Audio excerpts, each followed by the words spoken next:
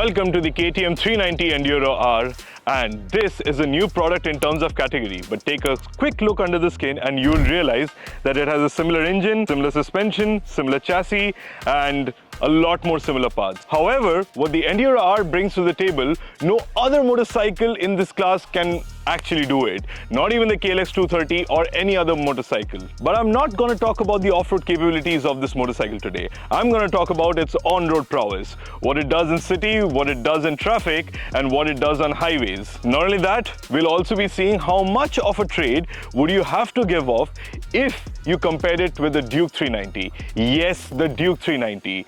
Because we think that it's a street fighter killer and not an adventure killer.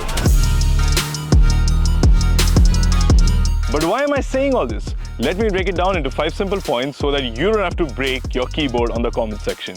First things first, if you think 150 millimeters of suspension travel is enough for the Duke 390 to take on anything the city has to offer, think again. City roads, especially Mumbai roads, are filled with potholes, are filled with different sorts of terrain, open breaks, your gravels, etc, etc. It's like a gymkhana if you see. But with the help of Enduro's 200 millimeters of travel in the front suspension and 205 in the rear, you can take anything that the city has to offer you. Whether it be broken roads or broken tarmac or any other sort of terrain that you can find, it's going to be sublime. And if you feel that you're not getting as much response from the front suspension as much as the Duke, well, you can play around with the compression and the rebound of it and you'll get very close. Just have a little bit of patience and you'll be able to get the same reassurance that you get from the Duke 390.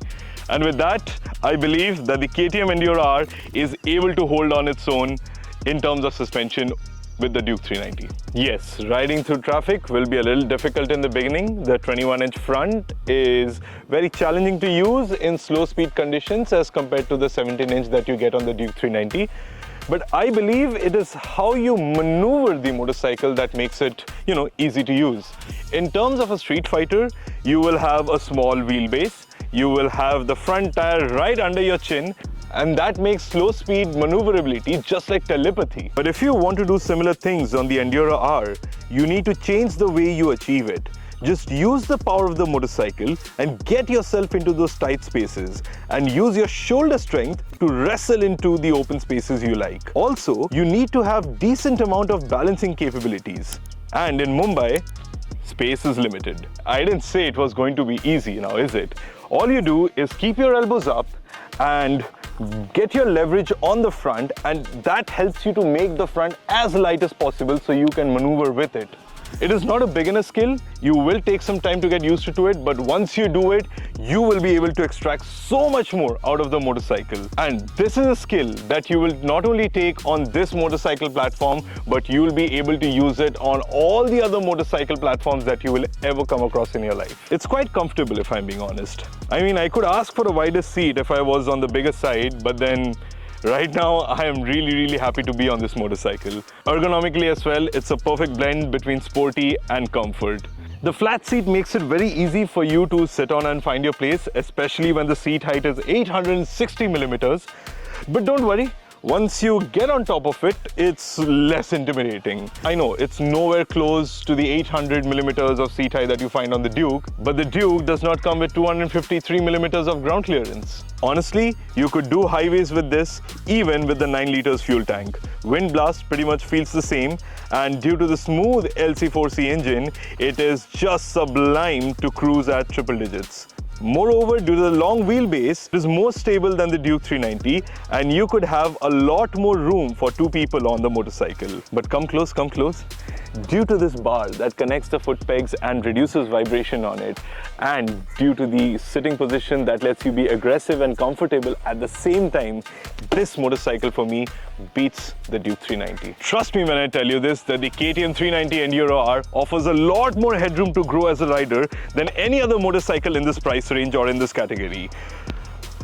And trust me when I tell you this, it's all about how you sit on the motorcycle, it's all about how you use the weight of the motorcycle, and it's also about how you use the core and how you deal with the loss of grip.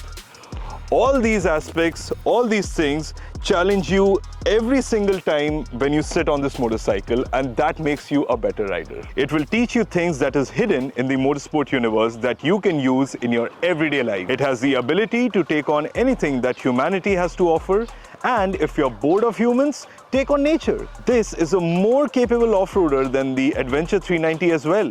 What more do you want from a motorcycle? So the question is, are you willing enough to put in the effort to learn?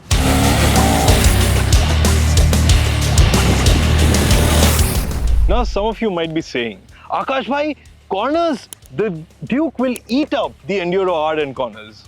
And for the most of it, you might be right. But here's what I suggest, that this motorcycle is also capable of taking corners really well.